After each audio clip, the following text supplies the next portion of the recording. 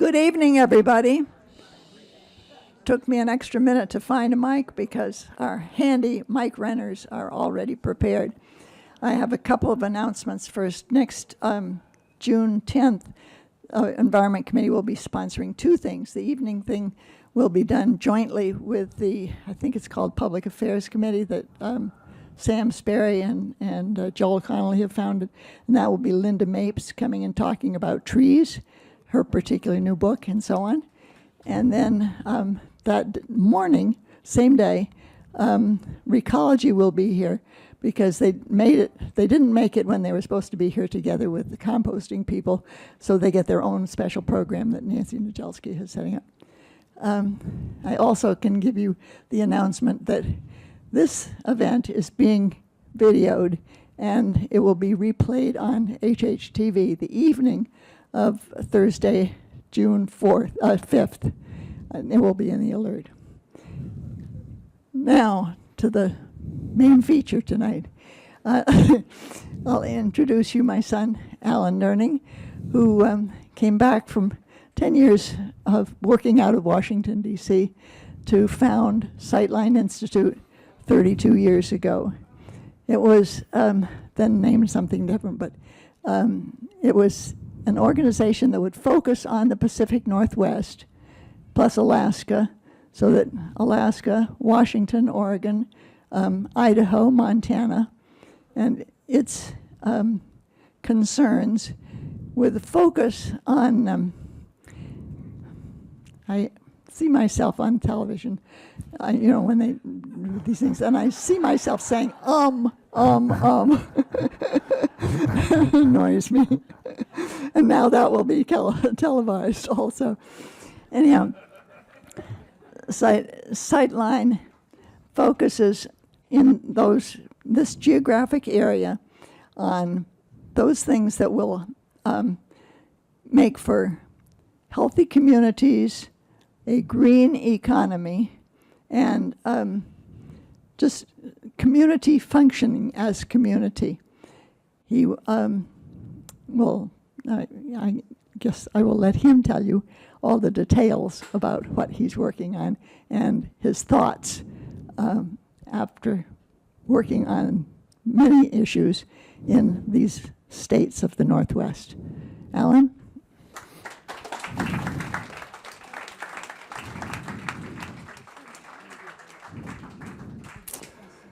Thank you, Mother.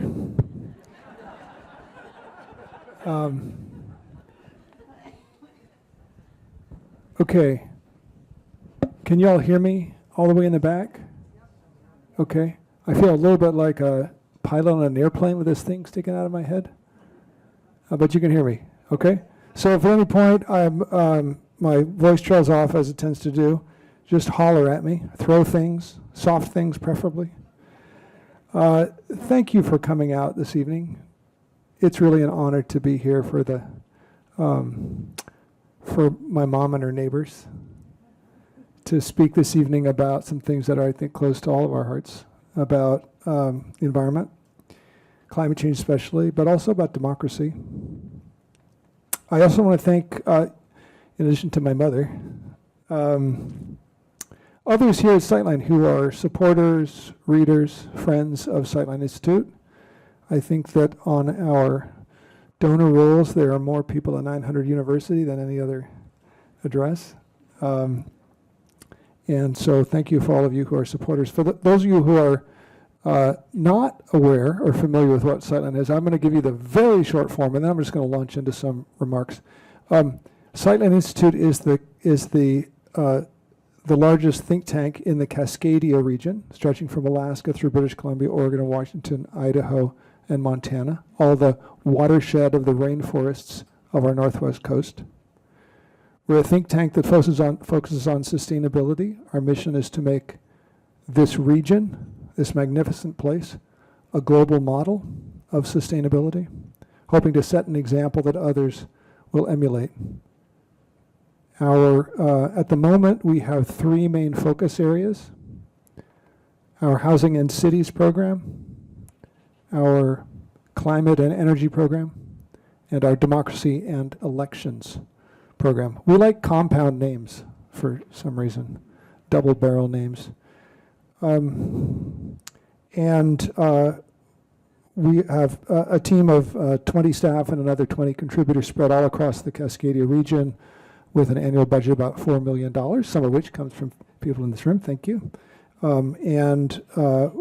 We are in year 32, and I think maybe finally I figured out how to do my job. We are succeeding and having a big influence recently. So, but here we are. I feel like we're living in a split screen moment. On one screen, it's dark and dystopian. On the other screen, it's sunnier. It's a confusing feeling. And I want to talk about that this evening. On the dark screen, a rogue White House dismantling climate policies and other environmental protections, discarding big chunks of the civil service, whole agencies defunded, fired without being defunded, violating laws right and left, politicizing law enforcement, defying the federal courts, deporting people into Salvadoran prisons? Is this our country? Betraying the Western alliance, undercutting democracy itself. And Congress, which in the Constitution ought to be the institution that provides a check on the executive, is aiding and abetting this rogue White House. It is dark, it is dystopian. When I was in maybe third and fourth grade, my brother and I would come home from school, and we would sneak and watch some TV before my mom got home. And she's finding this out right now. I'm going to get punished later. And back then, we didn't have cable. So we had the 3 channels in Seattle. Those of you who were Seattleites remember, there were ABC, NBC, CBS, 4, 5, 7. And then 11 was the rerun channel. But on channel 9, PBS, in the afternoons, there used to be a program called The World at War, which was all newsreel footage from World War II. And we were fascinated by this. Anyway, I've been having these images now at age 60 that take me back to when I was 8 or 9 and watching the black and white newsreels of the marching fascists in Europe. It is a dark and dystopian time. And then on the other screen, it's a much sunnier picture. Here in our part of the world, our homeland of Cascadia, we retain great chances for progress on climate and on other issues as well. Indeed, we have a chance to opt to advance a new approach to climate action built on the theme of abundance. Abundant housing, abundant clean energy. What's more, we have opportunity to demonstrate that we can make governments work better through reforms such as all candidate primaries and ranked choice voting. Did I say that slowly enough? My mother was coaching me before that I shouldn't talk so fast. That in particular, she said ranked choice voting. I should say slowly. Is that working? Okay. A split screen time, and I want to spend most of my presentation talking about the sunnier screen because you probably, like me, spend far too much time thinking about the dark screen. But first, I do want to offer some remarks on that darker screen. And first, even before that, I need to offer a caveat. I'm not saying any of this to be partisan. Sightline Institute, the organization that I lead, and I have no issue whatsoever with conservatism nor with progressivism or any other ideology. We are, as an institution, scrupulously nonpartisan. Indeed, our policy prescriptions often combine elements from the left and the right, confusing people on both sides. We have worked effectively and proudly in many unusual bipartisan or even multi-partisan coalitions. I am constantly chanting to my staff that they should be neither left nor right but out front. Instead, I'm speaking from core values that Sightline holds and that I hold, of belief in the importance, the primacy of science and facts, the importance of conservation of our shared heritage, particularly our natural heritage, hence a focus on climate action, and defense of democracy. So that's the foundation, philosophically, of all my remarks tonight, not partisanship, though it may sometimes seem like that. Now, the national political situation is alarming, as we've covered. It's also alarming to consider the economic outlook before us, with a strong chance now of a recession caused entirely by self-inflicted injuries, tariffs especially, but uncertainty generally, and ultimately perhaps the fundamental fiscal mismanagement that seems to be coming our way. We might end up with both a recession and continuing inflation. That is a return to the stagflation of the 1970s. The deficit and additional debt implicit in this big, beautiful bill that you're reading about in your newspapers today are alarming. You've seen the markets respond since Sunday, spooked by Moody's downgrading its rating of U.S. Treasury bonds. The U.S. dollar and U.S. Treasuries have long been the foundations of the global financial order. And the foundation is cracking right now. It's alarming. As it happens, I spent most of April abroad. I was traveling with a group of family and close friends in South America. And observing the U.S. news from South America offered, well, perspectives. Argentina, you may know, was once one of the world's richest countries. And it impoverished itself through bad economic policies like trade barriers, awful fiscal management, crony capitalism and corruption. And then, after undoing its economy, came the military rule, the juntas, the human rights abuses, and so on. On the one hand, it's comforting that we're not in that horrible end state of Argentina, but on the other hand, we're turning onto that path, self-inflicted economic harm.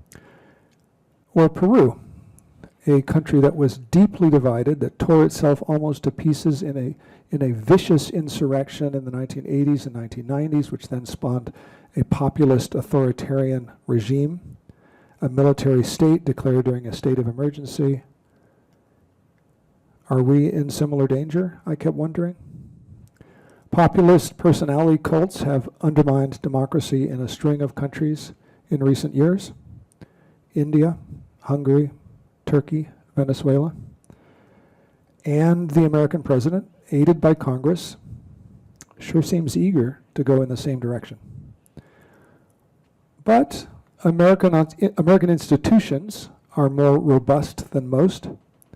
Power here is widely distributed at the federal, state, and local levels. Legal checks remain. And so when I try to be as objective as I possibly can be, I would say the odds are good, probably more than 3 in 4, that American democracy is going to be okay. That's the good news, 3 in 4. Now turn that around, a 1 in 4 chance that American democracy not being okay is higher than it's been in any of our lifetimes. It's alarming. But let's remember the course of change is not linear, it's not predictable. It is only due to some bizarre flukes of history that we've ended up on this timeline, as the science fiction fans talk about. The ball of history bounces erratically, mysteriously, confoundingly. It can be bitterly disappointing or deeply heartening. It tests our faith and our patience.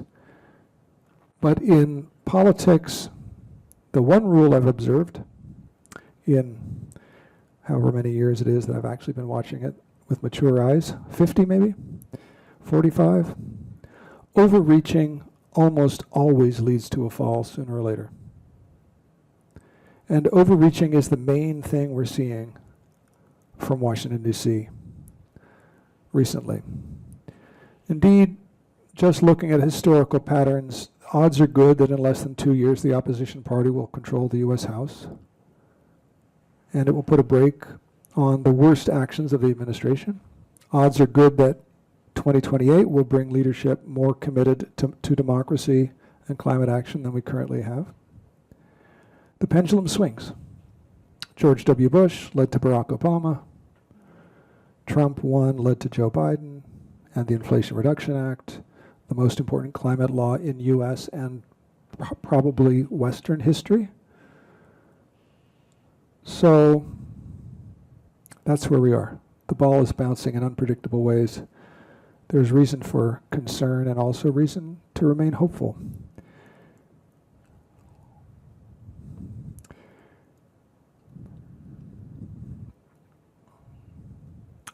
One thing that I took comfort from this past month when I was in Latin America was that even in the 70s and early 1980s, almost every country on the South American continent and many in Central America were under authoritarian or military rule.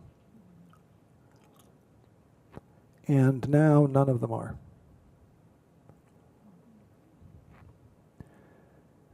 Civil society in those places got strong enough, got organized enough to claw their way back.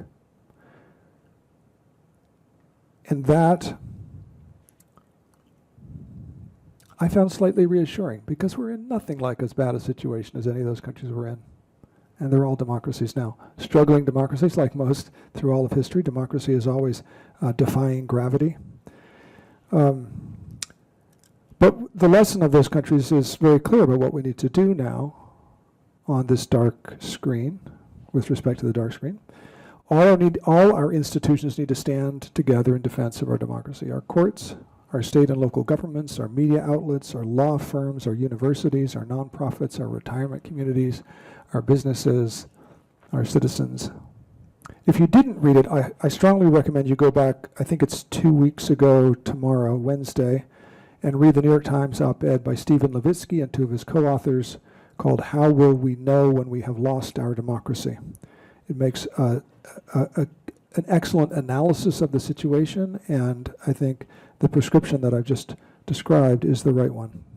We need to be united in defense of our constitutional system and the norms of liberal democracy. I would say that we're already in a limited constitutional crisis, particularly the deportation issue, but we're a long way from Peru's slide into autocracy or Argentina's economic self-immolation and military takeover. We have every chance of effecting a political reversal. And that, I want to remind you, is the main path for defending our democracy, by defeating authoritarianism at the polls. To prevail at the polls, we need, I believe, to offer something better. And I want to return to that in a few minutes. First, though, let me turn, while we're still looking at the dark and dystopian screen, let me turn more specifically to climate change. It's an alarming situation, but I want to offer again some sense of perspective, as I did with respect to authoritarianism. There is reason to be alarmed, but not for alarmism. Some have already overstated the damage that the new US government can do to our climate actions. The new administration and Congress can absolutely slow climate action. They are doing so already. They can cause extra harm worldwide over the years ahead. But they cannot reverse progress. The global clean energy transition is now too thoroughly fueled by the profit motive. Solar, wind, batteries, heat pumps, EVs. In most applications, in most places, they are cheaper, and in many applications, in most places, they are better than their predecessors. They are spreading, and they will keep spreading. Maybe not as quickly here, but outside our borders. The pace of this transition is hard to keep up with. For all of us who have been rooting for a clean energy transition for most of our lives, for wind and solar and all these things, it's hard to realize that for the last few years, everything has changed. Consider an example from my longtime friend Bill McKibben, who wrote this past fall about Pakistan. He said Pakistanis are buying huge quantities of very cheap Chinese solar panels and putting them up themselves.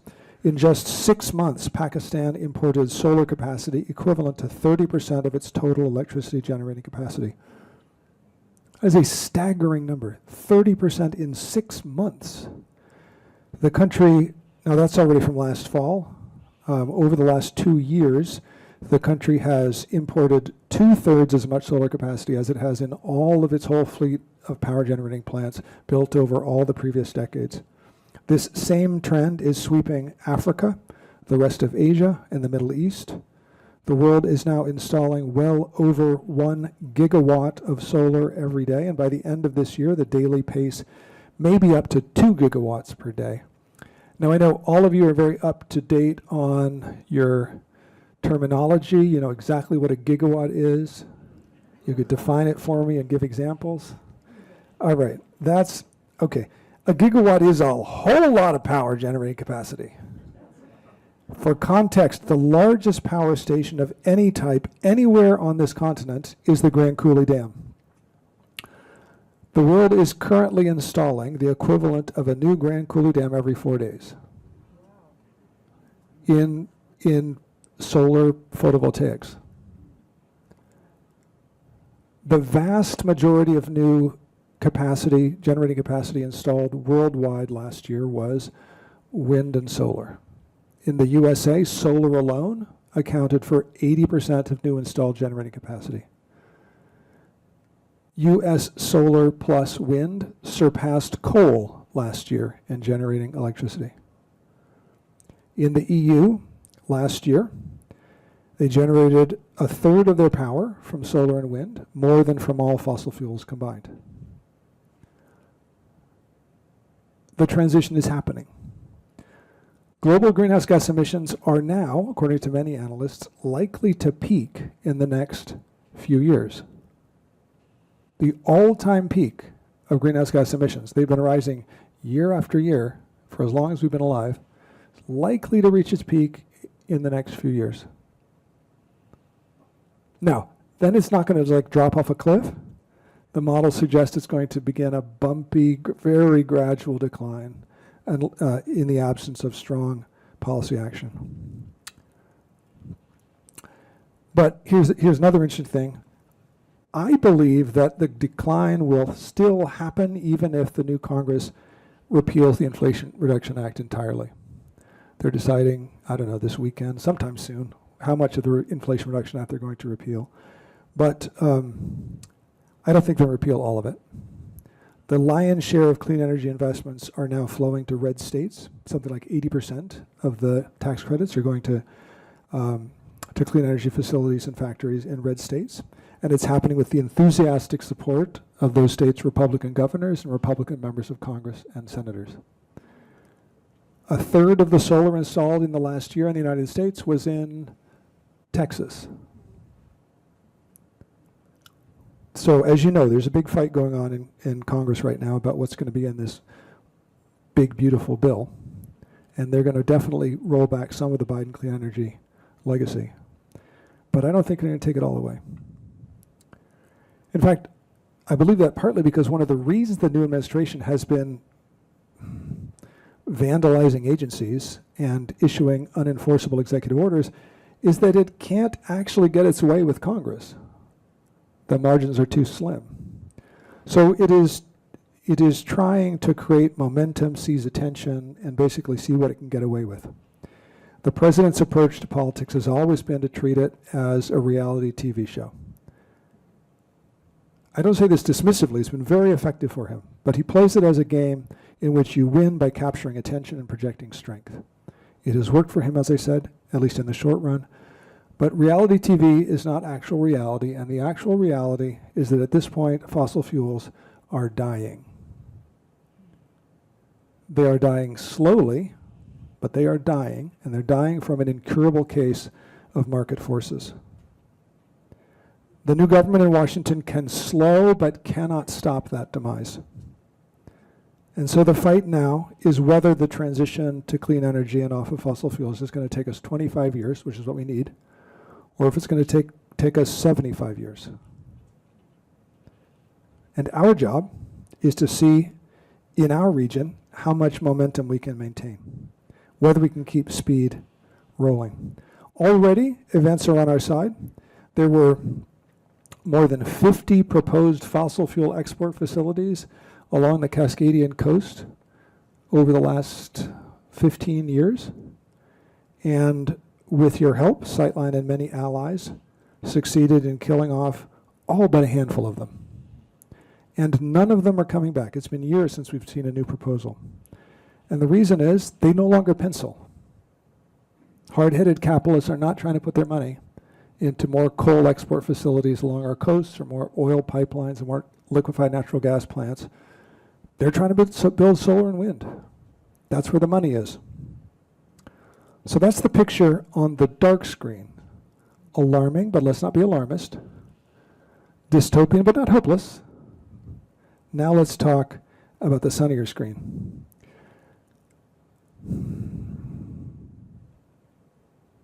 Ta-da! Aren't you feeling better already? One time I heard a public speaking coach who said, in a good speech, you make them laugh in the beginning, and then you take them down, and then you bring them back up, and you end up higher than where you started. Have I succeeded in the first part of that? Did I bring you down? Okay, now we'll see if I can get you anywhere back to how you were feeling before. All right, there are plenty of chances at the state and local level in Cascadia. Partly that's because Cascadia bucked the U.S. election trend. The legislative bodies in most of the region that we work with are more receptive this year than they were last year. That's true in Alaska, our red state, which thanks to its 2020 adoption of top 4 primaries and ranked choice voting. Did I do okay there? Thanks to the 2020 adoption of ranked choice voting and top 4 primaries, the state legislature is now governed by bipartisan coalitions in each house. I'm going to come back to ranked choice voting in a little bit. In Oregon and Washington, we have friendlier legislatures than we did last year. Thanks to redistricting, we have friendlier legislatures in Montana, a red state, a deep red state, but there are more legislators there who share our agenda this year than there were last year. Some of our strongest legislative champions in Oregon and Washington have taken the gavels of key committees or are in other leadership posts. British Columbia continues to have a friendly legislative assembly. We even had a big win in Idaho this year. There are big chances for progress in all these states, and there are also ample opportunities at the city level across Cascadia. I am particularly excited about Portland, which has a new city government, which was elected using a best-in-class type of ranked choice voting. Sightline worked for many years to win this reform, and we think it's a model for improving government across the region. We're watching with optimism as the new government begins to take action. So I also want to say that these opportunities are not just like welcome and fun and an emotional relief. They're also important on the grander scheme. Those of you who have been reading or reading about or hearing interviews about the new book, Abundance, by Ezra Klein and Derek Thompson will understand what I'm talking about here. This has been Sightline's growing focus for several years now, the idea of abundance. We need an environmentalism that says yes to good things, not just no to bad things. We need, especially in our region, more homes and more clean energy. The outcome of the U.S. election in November had many, many causes. But the decisive consideration, according to all of the pollsters' analysis, is that swing voters were primarily motivated by cost of living concerns, by inflation. Every incumbent party in the democratic world has been pummeled by this wave of price increases that followed the pandemic. Whether on the left or the right, they lost seats or they got the boot. In fact, the American election was less one-sided than most.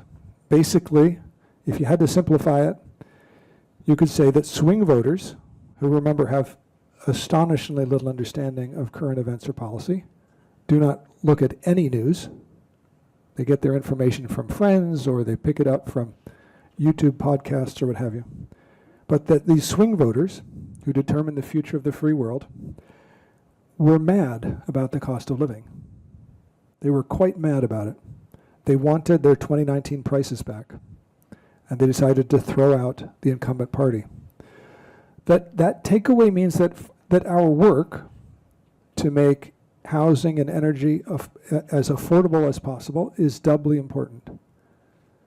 So what I want to argue is that if we can win zoning reforms that ease housing shortages in walkable neighborhoods, and I'm going to talk about this in just a moment, we will both address climate and demonstrate how to dispel populist rage about the cost of living. If we can make energy cheaper through the abundance of clean sources, by, for example, removing barriers to transmission lines, we can both address climate change and slow the drain from people's bank accounts that has been a key driver of the rising populism.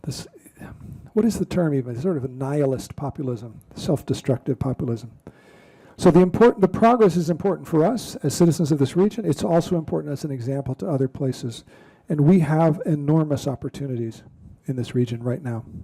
Let me talk about some of them. So one starting place is to recognize that Cascadia, like much of the United States, is in a giant housing shortage. We need more homes of all shapes and sizes in all our cities and our towns. We need an absolute abundance of housing. Housing costs are among the main drags on quality of life in our region and in our country, and they are a top political issue. In every city in the Cascadia region, they are either the number one issue or the number two issue, and the other one of those two is always homelessness, which is locked with housing shortage in a causal sphere.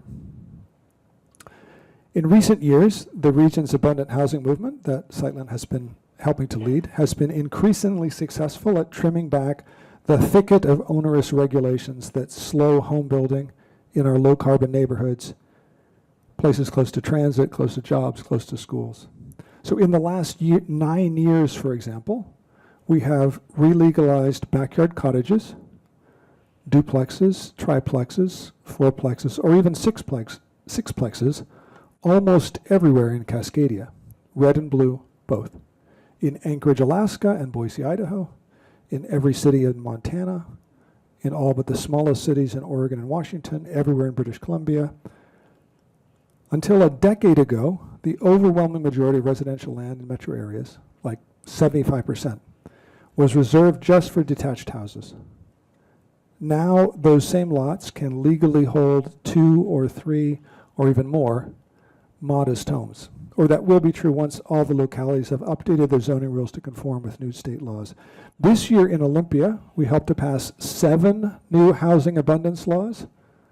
Among them are a statewide reduction of off-street parking requirements. At dinner, we had a 15-minute conversation about this with members of the Conservation Committee, so I'm going to not repeat all of it right now, but gosh, I'd love to. I love talking about parking policies. I'm not kidding. Don't laugh. But suffice it to say that this reform in Washington is going to dramatically lower the costs and increase the availability of housing.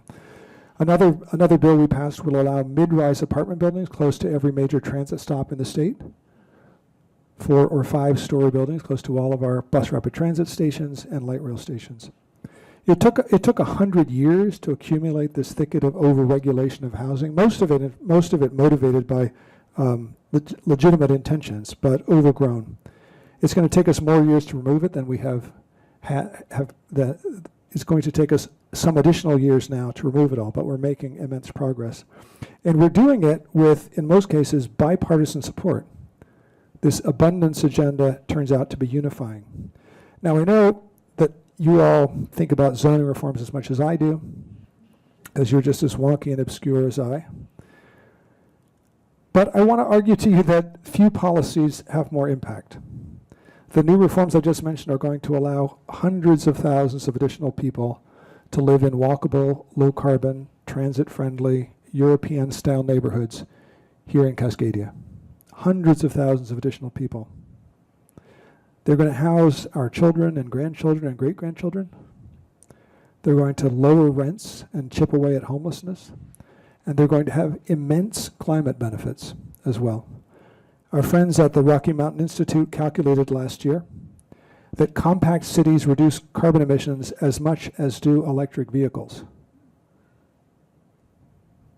Indeed, they argued that we cannot get to carbon zero without doing both compact communities with walkable main streets and all the lovely things we travel to Europe to go see. We can't get to carbon zero without both compact communities and also the electrification of transportation.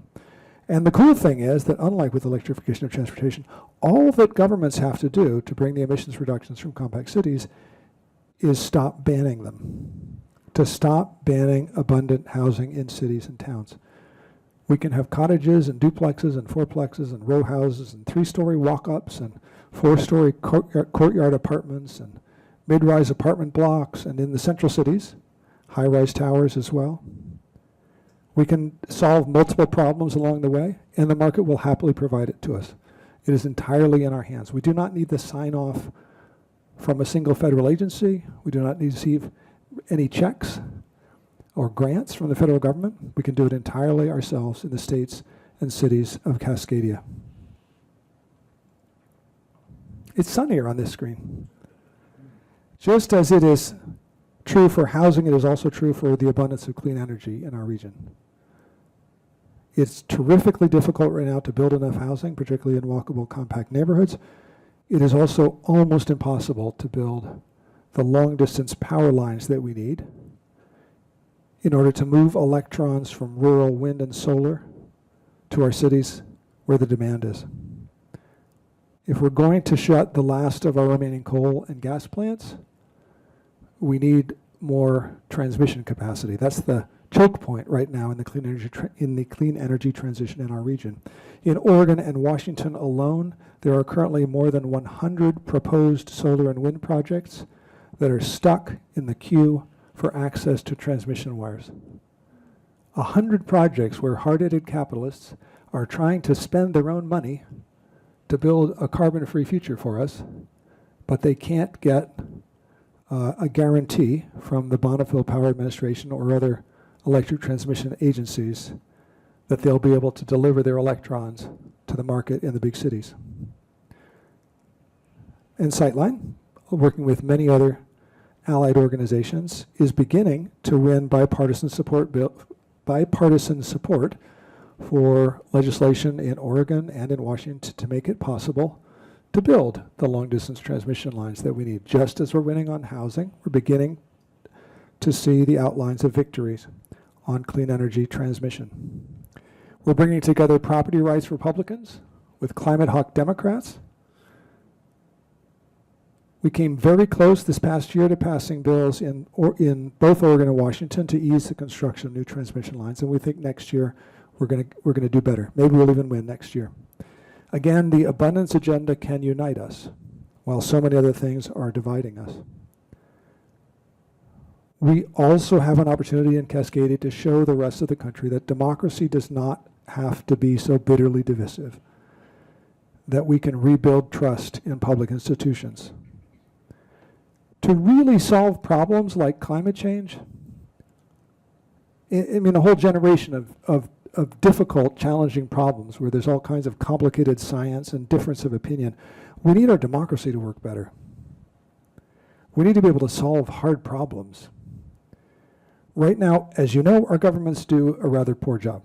They are gridlocked, hyper-partisan, polarized, filibustered, gerrymandered, corrupted with big money and misinformation, and at the federal level at the moment threatened with authoritarianism. So defending and repairing democracy is, I don't know, feels a little daunting right now. But guess what? In this area too, Cascadia is a national leader. Quietly, without great fanfare, we're setting new models that show real promise in solving hard problems. I mentioned already two of them. In 2020, we worked with a large coalition in Alaska to win the adoption of top 4 all-candidate primaries. So think about Washington's top 2 primaries, except the top 4 go on to the general election. And then in the general election, they use ranked choice voting to select the winners. Since the implementation of this reform in 2022, The system has been delivering elected officials who are more willing to work together, more willing to seek compromise than before. Legislators in each chamber of the state legislature have formed bipartisan coalitions to run the chamber. They are doing the boring but important work of governance. They're approving budgets. They're negotiating bills. They're holding hearings. They're listening to each other. They're not just grandstanding. They're governing. Something that's become so rare in so many places. In Portland, Oregon, we worked for 6 years with a big coalition that won adoption in 2022 of a system of local government that Sightline regards as the gold standard of ranked choice voting. It is a type of proportional representation, in fact, that was implemented in 2024. So it's still very early days for the winning mayor and city council, but so far we're optimistic about what we're seeing. A spirit of collaboration and consensus seeking, and we're hoping and striving to support this new government as they try to turn Portland around. Portland was a city that, of all the cities in Cascadia, and in fact in much of the country, that suffered the worst in the pandemic. It's had a really rough go. So the reason that we're so keen on this election system is that it creates incentives for elected officials to stop attacking each other and instead to look hard for common ground. Here in Washington this year, we came closer than ever to passing through the state legislature a bill that would allow Washington cities and counties to do what Portland has done, to adopt ranked choice voting in its full form. Now, you may remember that here in Seattle, we did adopt a couple years back a ranked choice voting ballot measure, and that's going to come into effect in 2027. But it is a very weak, sort of watered down version of ranked choice voting that we don't think is going to have all the benefits of the Portland system. And in order to do what Portland has done, we need to first pass a new state law to allow it. So we'll try again with our allies in 2026. We are advancing all candidate primaries and ranked choice voting, and particularly this Portland version that's proportional representation. We're advancing it at the city and the state levels all across Cascadia. We're doing it with careful legislative strategies, electoral strategies, and we're making stepwise progress. We're not going to have it done in time for the 2028 presidential election, sadly, but we are gradually building the institutions that we think can help to demonstrate to the broader country that things can be better. I began by saying that we are in a split screen moment, and let me close by suggesting that the sunnier screen is connected to the darker one. Indeed, that the opportunities on the sunnier screen are the solutions to the dystopian screen. Right now, many of us need to be working to defend against the worst threats to our climate and our democracy coming from Washington, D.C. That is clearly a responsibility for all citizens. As I was saying early on, civil society needs to stand strong, declare its loyalty to constitutionalism, to obedience to the law. We need to not pre-acquiesce to illegal actions from authoritarian wannabes. But at the same time, there's another job to do. And that job is to develop and demonstrate alternatives. We need a winning vision for the future. And here in Cascadia, we have unusually large chances to do that. We can show that democracy can work better than before. We can show that abundance is possible again with abundant housing and abundant clean energy. That has been, setting an example has been the mission of Sightline Institute for all of its 3 decades. And that mission is more important than it has ever been. I already said all this.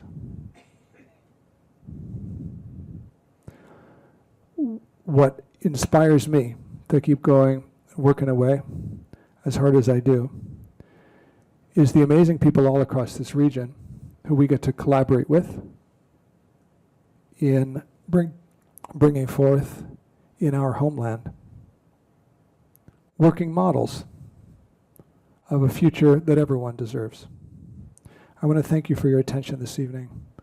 And I look forward to hearing your thoughts and your questions.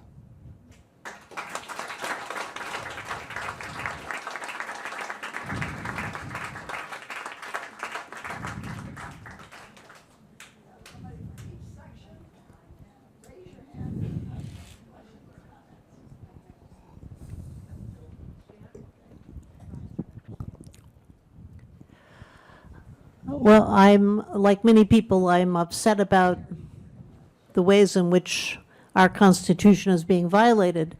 But I also recognize that there are elements of things in the Constitution that have contributed to the partisan polarization that we now find ourselves in. And it seems to me that early on, those who wrote the Constitution understood that it would need to be amended. And when you look at things like the representation model in the Senate and in the Electoral College, these things really don't seem to me to fairly represent the will of the people. And at the time when the Constitution was written, were a lot less damaging than they are today. And I wonder if you have thoughts about that. It's a really good and important point, though I would say that they've been damaging all the way along. The suppression of anti-lynching legislation for most of a century because of the overrepresentation through the Senate and the way that representation in the House was malapportioned. The 3/5 rule, such that enslaved people were overrepresented by their owners. And the peculiarity of American constitutionalism is that we have a near religious regard in our discourse about the Constitution, but astonishing little actual understanding of it. And the particularities of the American form of government were replicated by early imitators, but since about 1950, no new democracy has copied our system. They all copy proportional representation systems from Europe. And because the American Constitution is singularly difficult to amend, it's very hard for us to get unstuck and adopt best practices from other places. We have a whole book about things you can do to improve American democracy that don't require amending the Constitution. There's a lot we can do without amending the Constitution. And I did recently a sort of strategy memo about what's like a 3-decade plan to really fix American democracy. I'd love to share that with you. But first we need strong working models in local places, first at the local level, then at the state level. Sightline worked on the 5 ballot measures in November that would have adopted, one was in Alaska to defend their system of open primaries and ranked choice voting. We succeeded in defending the system there. We with a giant coalition, tried to win a replication in Montana and Idaho of that system. We came relatively close in Montana, not very close in Idaho. We also helped a measure in Oregon to win statewide adoption of ranked choice voting. But mostly we lost. Right? Now, losing is sometimes like the thing you do until you win. So we're not giving up. But also the challenge is that there is so much cynicism and distrust of institutions that it is very hard to get people to vote for things that would actually be good, solving the problems that are causing their cynicism. And so it's going to take us winning, I believe, local reforms and then state reforms in order to familiarize people with the solution. Example, in Oregon, the one jurisdiction that voted for the statewide adoption of ranked choice voting was Portland, which is already using ranked choice voting. The second one was Benton County, that's the county around Corvallis, which also has been using ranked choice voting. We need people to be familiar with something so that they will say, oh yeah, that's not a scary thing, that's a plot to rig the system by people I distrust. That's just a good thing that I want, right? So unfortunately, there's no short path that I'm aware of to the kinds of constitutional overhauls that we need. I think there's a long path. This is the longest answer I've ever given to any question in all time. So I'll just keep going. I started my article, my big long strategy article, by quoting the old joke about the Irish traveler who's lost, and he calls out to a farmer who's out in his field, and he says, I'm trying to get to whatever, in this case, constitutional reform for true democracy in the United States. And the farmer pauses for a while, and then he calls back, well, if I was going there, I wouldn't start from here. And that's kind of the problem that we find ourselves in. Next question. This one here. Who's directing traffic? Am I directing traffic, or are you just gonna scrub? This is the easiest question. What is the name of your organization? I haven't been able to figure it out. Thank you. The name of the organization that I direct is Sightline Institute. Okay. Sight as in S-I-G-H-T. One word, Sightline? Sightline, one word. Okay, good. I could not make it out. I didn't Yes. have my hearing aids, and it's my fault, but I thought maybe some other people were the same. It is entirely possible. I do tend to mumble and speak quickly.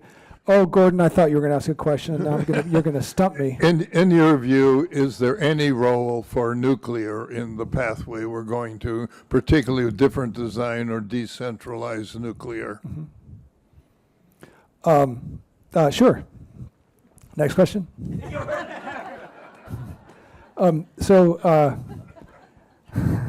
I quote Gordon not infrequently. I don't remember what the event we were at, but he said something that was so smart. You can't remember it? No. I remember I remember the line. I just don't remember where we were. Maybe it was a triple. What is it? American Association of Advancement of Science breakout panel, and you said you were at the time on the board of the World Resources Institute, and I was just some kid startup here in Seattle, and you said, with respect to how to make change happen,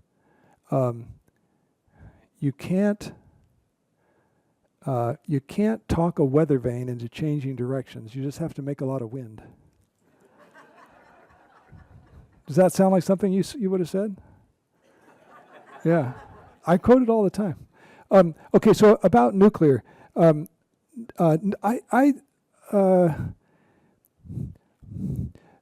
nuclear deserves research funding, absolutely, and we should probably be trying out deployment of some of these new modular designs, like Bill Gates is trying to do. I'm not optimistic that it's going to have a huge role anytime very soon, because it is so expensive still. But we absolutely need to be exploring it. I'm somewhat more bullish on advanced geothermal than on nuclear, but in both cases, they're at least 10 years and maybe 20 years from being ready for large-scale adoption. And meanwhile, what's happening is that, so the main dynamic that's going on in energy technologies is that things that we can produce over and over and over and over and over and over again in small increments, like solar cells and batteries, the costs are coming down and down and down and down and down. And things that are really big that you can't just put in a shipping container and move 10,000 of them at a time, the cost of those are not doing that. And that's the fundamental dynamic around nuclear, is that they were, the costs ended up being so extraordinarily high, and then they went up higher, and then they went higher. And, we've just built the first new nuclear power plants in the United States in South Carolina, I think, and they ended up costing whatever, $13 billion per plant or something like that, and took twice as long as scheduled and so on. So, but I think we should absolutely research them. And the new designs have, if they work, it'd be amazing. Bill Gates is not stupid, and he's investing some of his own money into it, like a fair bit of his own money. So I think, well, maybe it'll work.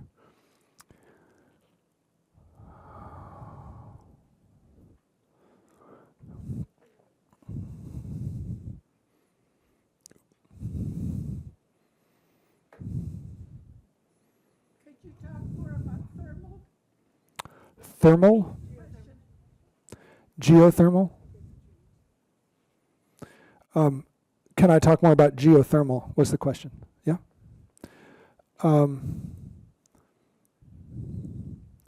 So, as you know, there are some places in the world where there's hot rocks underground or hot water that comes out of the ground, and where there are geothermal power plants already. And in those places, they work fairly well. They're not modular technology where the costs has come down and down and down. But they're working in those places like the Philippines, New Zealand, some places in California, and so on. The promise of advanced geothermal, or what's called enhanced geothermal, is that there are now technologies, thanks mostly to the oil and gas industry, where they've gotten really, really good at digging really far down and then sideways and splitting off in multiple directions all at once. This drilling technology has improved enough that there's a possibility that we could do geothermal much deeper underground. And when you can do that, you can do it almost anywhere, because the temperature goes up, up, up, and up, all the way down. You don't need to find a place that has volcanism to do advanced geothermal. And so, now, this is all sort of speculative. There are some venture-funded companies that are trying to put in their first plants. They would put the pipe down, heat the water up, bring it back up. Some of them are closed loop. Some of them are pumping water into the ground and then taking it out in another pipe. But they're basically just using the heat to run a steam turbine and generate electricity. And we'll know a lot more in 5 years about whether they can get the cost down to be where they're competitive with wind and solar and batteries. The promise of it is that, as you all know, the wind isn't always blowing and the sun isn't always out, and we can and batteries are really good at storing energy for relatively short periods, but not great at storing energy for months at a time. And geothermal is always on.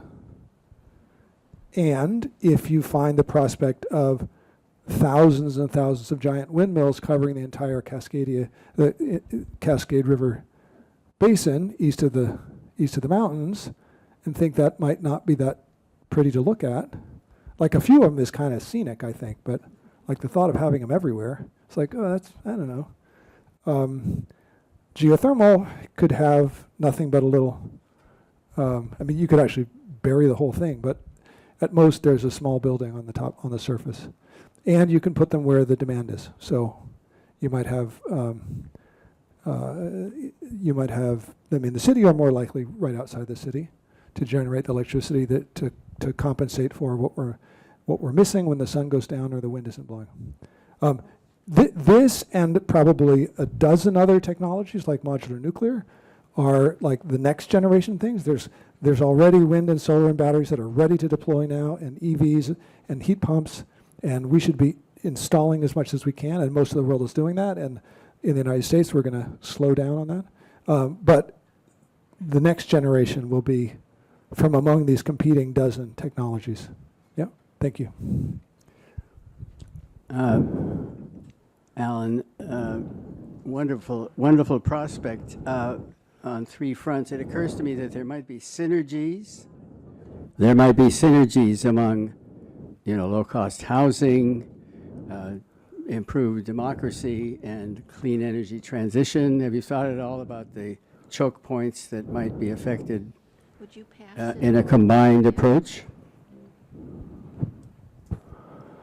No, I haven't really. It's a really great question.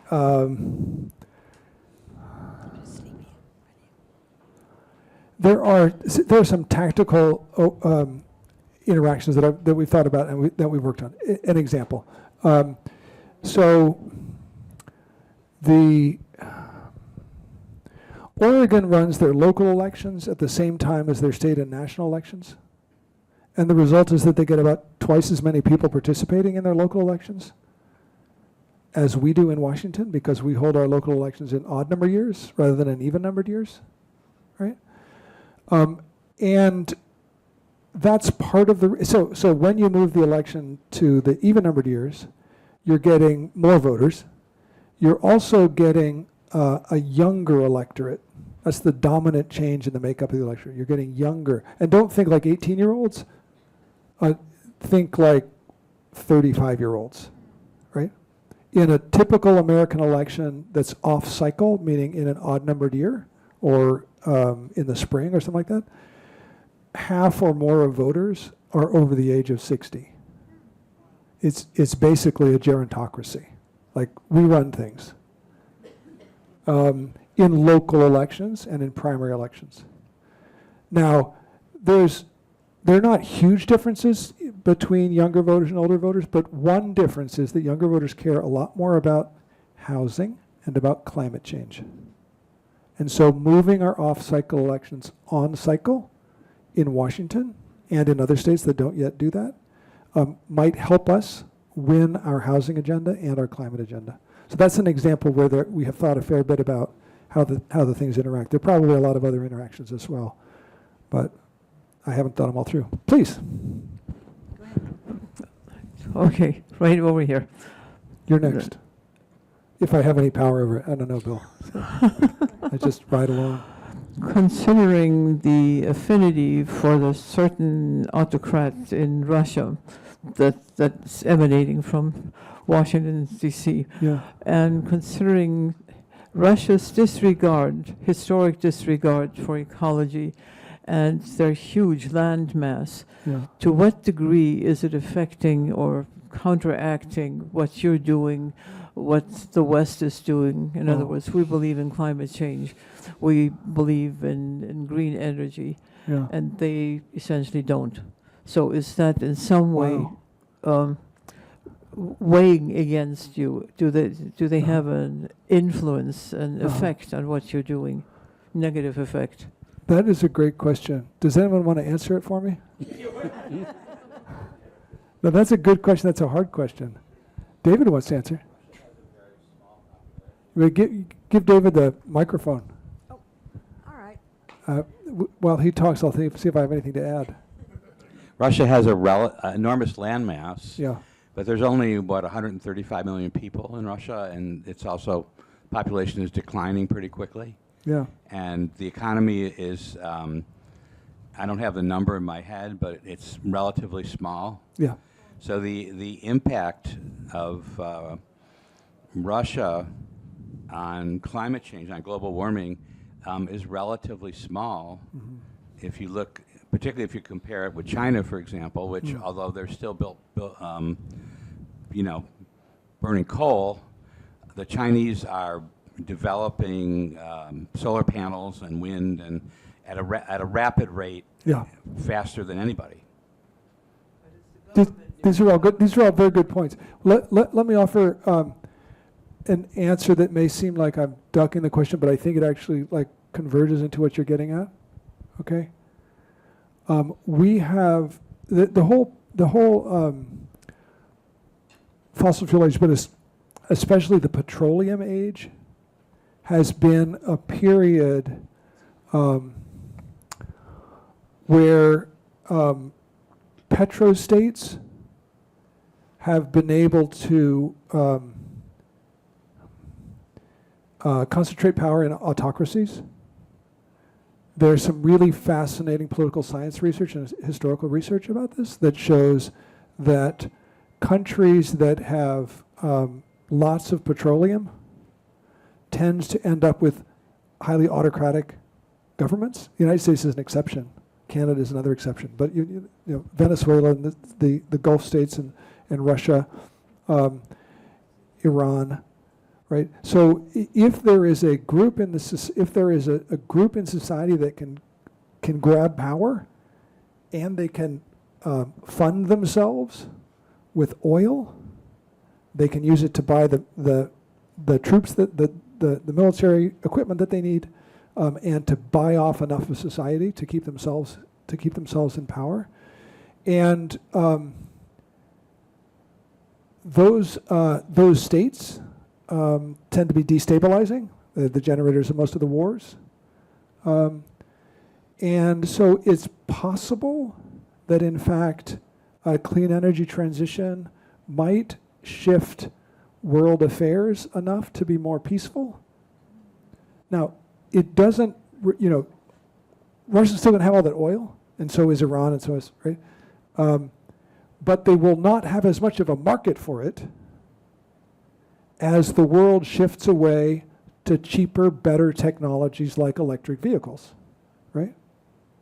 And so to a certain extent, there is a beautiful convergence between what we need to do for climate and what would help us with reducing the power of rogue states like Putin's Russia, right?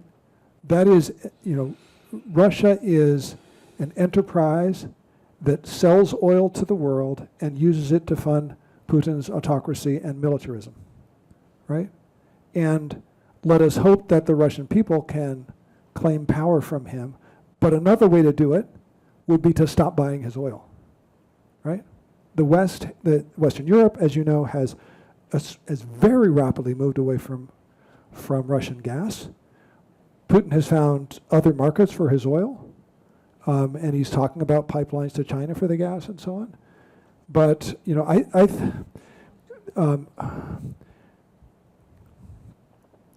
political scientists who study international relations, maybe you're one, and I'm like giving a lecture to the dean of the college here, but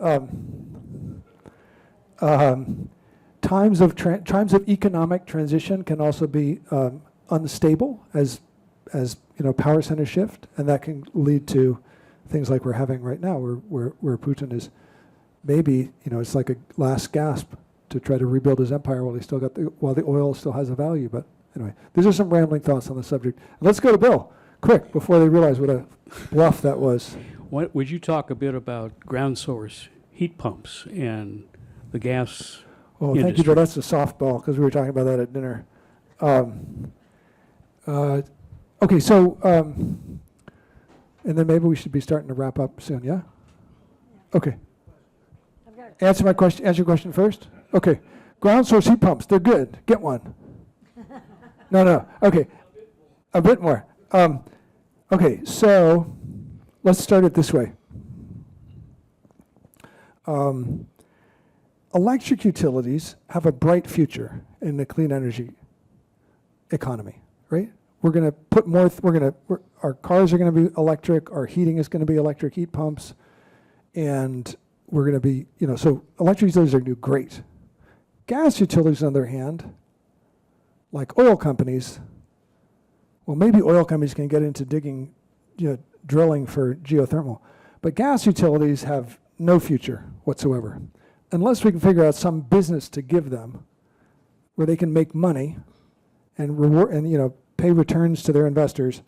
And one idea, which we were talking about at dinner, is what are called networked ground source heat pumps.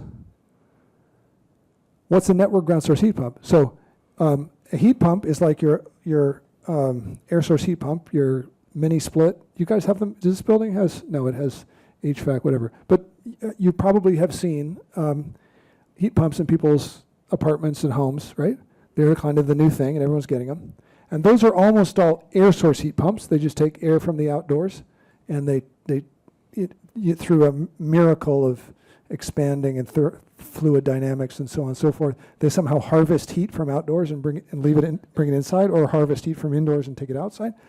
I could try to explain how it works, but let's not. They're pretty cool. They are dramatically more efficient than using electricity to heat directly, like with electric resistance heater, which is basically the technology that's used in your toaster.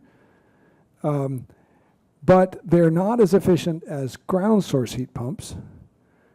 Ground source heat pumps are about twice as efficient as air source heat pumps. What is a ground source heat pump? It is a heat pump that's connected to a loop of water that's in the ground in pipes. And what it's basically doing is using the stable temperature of the earth, several feet down, as a source to draw heat into your building, or to take building heat out of your building and put it into the ground, like a sort of a heat battery. This technology is incredibly efficient. It's kind of expensive to install the loops of water in the ground, though. A lot of digging, trenching, or drilling. But guess what gas utilities are good at? They're really good at putting pipes in the ground, and they have rights of way in every street, in every city, in the region. They have big, unionized, politically powerful workforces who are good at pipes. They have access to patient capital. They actually get rewarded financially for investing in capital stock. That's how utility finances work. I'll spare you the long lecture about that. But so there might be a kind of a perfect marriage between this technology of networked ground source heat pumps, where gas utilities could get out of the business of selling gas and get into the business of selling heating and cooling to the buildings in a city, right? It would be networked in the sense that they're not just putting in a single loop for your house or your apartment building, but instead there would be loops running through the whole neighborhood, and all the buildings would be connecting up to it as they're transitioning off of a gas furnace or a gas boiler in the case of larger buildings. So that's the vision of ground source heat pumps. Sightline and our allies were able to legalize that for gas utilities last year in the Washington legislature. We're getting it legalized. We hope this year in the Oregon legislature. Right now, gas utilities are literally not allowed to do that in most states. It's against the law. All they're allowed to do is sell gas. But now in Washington, thanks to this new bill that we got done, they are legally allowed to sell heating and cooling services as well. And the bill also created some pilot projects to provide grants to gas utilities to begin experimenting with this. So that's what ground source heat pumps are, and that's why I'm super excited about it. Another sunny thing on the sunny screen. Thank you so much for your attention this evening. Uh-oh. She has another question, but I have to do what my mother says. She's my neighbor. It's all right. We've got one question over here. One last question. Jean, may I ask my one last question? No, okay. The people have spoken. Well, we can talk about it for sure. Well, no, I wanted everyone to You want hear everyone it. to hear? Come on, let's hear the question. Okay. Question. This is a change of subject. Okay. You seem to have indicated that ranked choice voting is the key to improving how government works. I'd like you to say a little bit more about the Portland model that you think is so good, and any other thoughts that you have about that. Oh, I thought it was going to be a nice, like, easy, clinch it off, tie it off thing. So, ranked choice voting is not. It's not a panacea, but it is a substantial step towards better incentives for candidates and elected officials. Right now, in our the incentives for candidates in the way our democracy works, with what are called winner-take-all elections, is to attack and undermine their opponents. Anything that drives up the negatives on your opponent helps you. And once you're in office, the incentives are largely the same. Particularly in a social media age, with cable news and separate echo chambers, you can build your career by never passing any piece of legislation and just getting more and more attention to yourself, right? With a system of ranked choice voting, you need to be not only the first choice of your base of supporters, you also need to be able to get to be second choice and third choice and fourth choice for other voters, which means that the last thing you want to do is attack your opponents and vilify them and say mean things about them, because you want their voters to pick you second, right?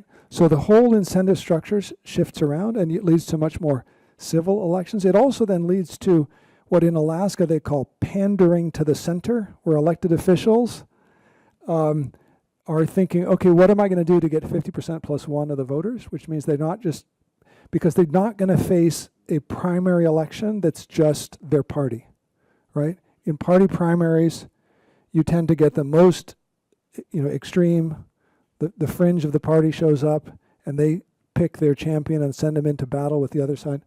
So ranked choice voting is good in all those ways. Then there's other things we like about it as well. The Portland system is a multi-winner proportional system of ranked choice voting. What that means is that rather than just each office or each seat on the legislative council, on the city council, being separately elected. It's the top 3 winners in each of 4 districts. It uses the same voting algorithm, but the result is that you end up with a more representative body. Anyone who can get, any candidate who has the support of 25% plus 1 of the voters. So what you end up with then is, from each district, you might have 2 more lefty winners and 1 more centrist winner. In Portland, this is Portland, and it's 90%, 98% Democrat or something. But you might have, so the same district might be electing someone who is more a business moderate, and someone who's a socialist, and someone who's Green Party-ish. But they've all got to maintain relations with each other and seek solutions, because when they're running for re-election, they're going to need to be listed as the second choice or the third choice, or they're not going to retain their seat. So the incentives are much more strongly focused on consensus seeking and collaboration. Not a panacea, but a substantial improvement over the system that we have right now. And again, got a book, hundreds of articles on this topic. Love to turn you on till that. All right, now you want to close?